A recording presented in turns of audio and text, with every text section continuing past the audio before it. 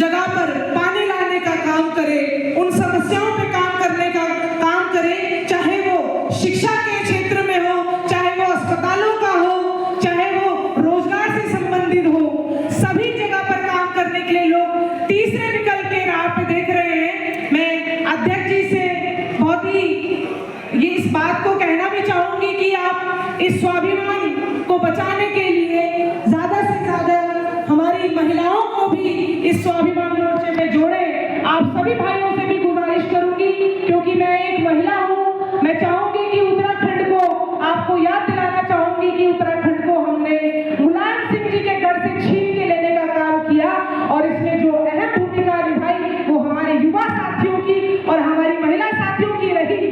तो इसलिए आपको ज्यादा से ज्यादा इस महिलाओं को भी इस मोर्चे से जोड़ना पड़ेगा। ये तभी संभव है जो इतने सारे लोग यहाँ पर बैठे हैं, यही हमारी महिलाओं को, हमारी बहनों को बाहर निकालने का काम करेंगे।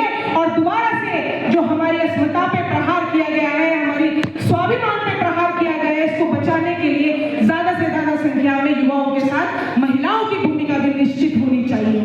और दूसरा, उन पार्टियों को भी एक्सपोज करना चाहूंगी कि जिन पार्टियों ने हमेशा महिलाओं के साथ सिर्फ सौतेला व्यवहार किया, उनको सिर्फ डंडे झंडे की राजनीति तक बरकरार रखा। और मैं अपने इस मोर्चे से बहुत ही प्रेरणा लेती हूँ कि इन्होंने, मेरी तो कोई हैसियत भी नहीं, कोई औकात भी नहीं, फिर भी अपने बगल में बिठाने का काम किया है। मैं अपने ऐसे क्रांतिकारी साथियों को सलाम करती हूँ कि आप ऐसे अंतिम वर्ग के लोगों को भी, आरक्षित वर्गों के लोगों को भी ऊपर लाने का काम करें, जिससे समाज में समानता का एक जो स्वभाव है हमारे, उसमें सौहार्द बना रहना चाहिए और बराबरी की जो मिसालें हैं वो कायम रहनी चाहिए साथियों। दूसरा, ये इसलिए भी जरूरी है कि आज तक महिलाओं को जो कहीं ना कहीं न्याय नहीं मिल पाया है, चाहे वो अंकिता भंडारी हो, आज मैं सदन से बहन अंकिता भंडारी को भी याद करना चाहूंगी, और स्वाभिमान मोर्चे से ये उम्मीद भी करती हूँ कि कहीं ना कहीं हमको अंकिता भंडारी को न्याय दिलाने का भी काम ये मोर्चा करेगा। हमारे लोग जब ज्यादा से ज्यादा अच्छे लोग विधानसभा में पहुंचेंगे तो यकीनन महिलाओं को न्याय भी मिलेगा और महिलाओं को सम्मान भी मिलेगा। मुझे पता है मास्टर जी ने उत्तराखंड स्वाभिमान के लिए फिर से अपनी इस उम्र में लोगों के अंदर जोर डाला है, तो क्यों मैं रोड पे नहीं आऊंगा, आना पड़ेगा। तो इस चीज के लिए पहले हमें आपसी में वोट की ताकत को समझना पड़ेगा। और रही बात बॉबी भाई की, बॉबी भाई नहीं है, अगर उत्तराखंड के स्वाभिमान की लड़ाई लड़ रहे हैं तो इसमें आप लोगों का साथ, अगर मैं यहाँ पे आके ना बोलता, मैं चुप रहता, तो शायद मेरे मन में होता कि नहीं, जो दीपेंद्र भाई ने बात बोली है कि अगर आप किसी पार्टियों के चक्करों में पड़ते रहे और सोचते रहे कि हमें किसको ज्वाइन करना है, किसको नहीं ज्वाइन करना है, तो आपको एक दिन कोई ना कोई ज्वाइन करना पड़ेगा। इसीलिए मैं कहता हूं कि आज आप बॉबी भाई की ताकत इतनी बनिए, डिमरी भाई की ताकत बनिए, यहाँ पे हर एक आदमी की ताकत बनिए।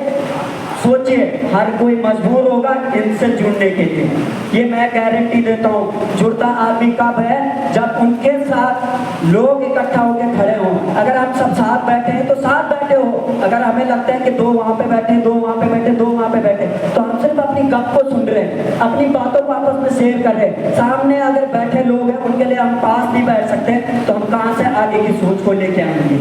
मेरी उम्मीद है, मेरी बातों को बुरा ना लीजिएगा, एक छोटी सी उम्र है, छोटी सी उम्र में कुछ शब्द तीखे निकल जाते हैं। वो सिर्फ इसलिए कि जब हम पे, जब आप लगा लीजिए कि इतना बड़े नेता के लिए सबसे, मैं ऊपर नहीं बोलता हूँ, उत्तरकाशी में सबसे भ्रष्ट कौन है, कौन है? सबसे बड़ी पावर होती है जिलाधिकारी की। क्या जिलाधिकारी लोगों को समय दे रहे हैं? हमारे मंत्री प्रेमचंद अग्रवाल जी, पूरी उत्तराखंड की जनता ने ताकत लगा दी है कि मंत्री पद से हटाइए। मैं पार्टी से नहीं जुड़ा, मैं चुनाव लड़ा हूँ, सिर्फ वोट की ताकत को समझाने के लिए लड़ा था, ना कि किसी को ये दिखाने के लिए कि मैं चुनाव लड़ सकता हूँ। वोट की ताकत समझाने के लिए लड़ा था। पूरे उत्तराखंड ने ताकत लगाई ना, कोई क्यों नहीं बोल पाया कि हटा दो इनको? हटेंगे नहीं, क्योंकि वहाँ पे पावर चाहिए। और पावर कैसे आएगी? हम सबकी जब एकता बनेगी और निस्वार्थ होकर, देखिए मैं यहाँ पे हूँ, मेरी जेब में 100 रुपये नहीं, 1 रुपये है ना, अगर मैं 1 रुपये को कहीं बर्बाद करने की जगह पे किसी को 1 रुपये की चाय पिलाने में लगाऊंगा तो शायद वो 4 आदमी बैठ के सुनेंगे। वो चीज़ों कंट्रोवर्सी करना, आपस में करना, किसी से, देखो अभी शुरुआत है, शुरुआत में आप लोगों को बिना भूखे पेट, कहते हैं ताली नहीं बजती, परंतु भूखे पेट लड़ाई लड़ी जा सकती है। ये देखा है हमने, उत्तराखंड तभी तो बना है, तभी तो बना है। परंतु उम्मीद है, इसी के साथ मैं अपने शब्दों को खत्म करने जा रहा हूँ। हिंदू, मुस्लिम, सिख, ईसाई, इन चारों पे हो गई है उत्तराखंड में राजनीति। अब आप फिर से दोहराइए अखंड भारत के लिए, ऐसे अखंड उत्तराखंड के लिए जो अभी लोग हैं, हिंदू, मुस्लिम, सिख, ईसाई, हम सब हैं भाई भाई। एक जौनसारी भाई से सीखे, उसने कभी नहीं बोला कि मैं ये पहाड़ी है इससे दूर हो, ये कुमाऊनी इससे दूर हो। जौनसारी ने अपनी संस्कृति को भी बचाया है और सबके साथ मिलजुल के भी चला है। आज उत्तराखंडी, चाहे गढ़वाली हो चाहे कुमाऊनी, हम सबको एक बनना पड़ेगा। इसीलिए जैसा नारा भारत के लिए था कि हिंदू, मुस्लिम, सिख, ईसाई, वैसी हम सब भी है भाई बहन। तो आप लोग इस चीज को आगे ले जाइए और अपने शब्दों को यहीं पे समापन करता हूँ। और मैं बहुत इंस्पायर हूँ अपने बड़े भाई मनोज कोहली जी से। मैं पहली बार उनके शब्दों को जब पढ़ता था अपने यहाँ पे, तो मैं आज भी उनका फैन हूँ, शायद लाइफ टाइम तक रहूँगा, क्योंकि उनके शब्द बहुत मोटिवेट। अब अभी मैं जैसे घर आ रहा हूँ, अब अगर मैं जॉब नहीं करूँगा मैं घर में तापूंगा गाँव में फिर, और क्या करूँगा फिर मैं? ठीक है, तो मतलब मोदी जी ने यहाँ के यूथ को एक संदेश दिया कि आप गाँव तापो,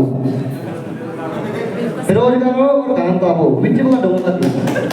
तो ये चीजें, मतलब हमको किसी के गुलाम नहीं बनना है। लोग बोलते हैं कि बीजेपी ने ये कर दिया या कांग्रेस ने वो कर दिया। हम कहते हैं आप पार्टी के पीछे मत जाओ।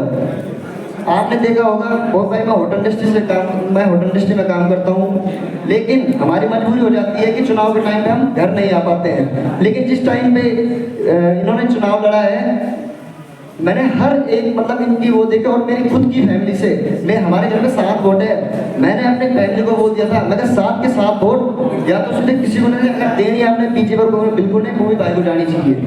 मैं खुद उस बात का साक्षी हूँ। बल्कि मैं, और हमारी ग्राम सभा भटकोड़ में हमारे, मेरे स्वयं के चाचा जी जो है ना, वो बीजेपी के मंडलाध्यक्ष भी हैं, ठीक है, चिन्यालसोल ग्रामीण से, आप जानते भी होंगे, ठीक है। लेकिन फिर भी हमको, मतलब अपनी, हमने ये नहीं देखना है कि मेरा चाचा बीजेपी में है या उसमें है, हमने ये देखना है कि आगे वाले में क्वालिटी कितनी है, क्षमता कितनी है, हमने किसका साथ देना है, सही का साथ देना है, गलत का साथ देना है।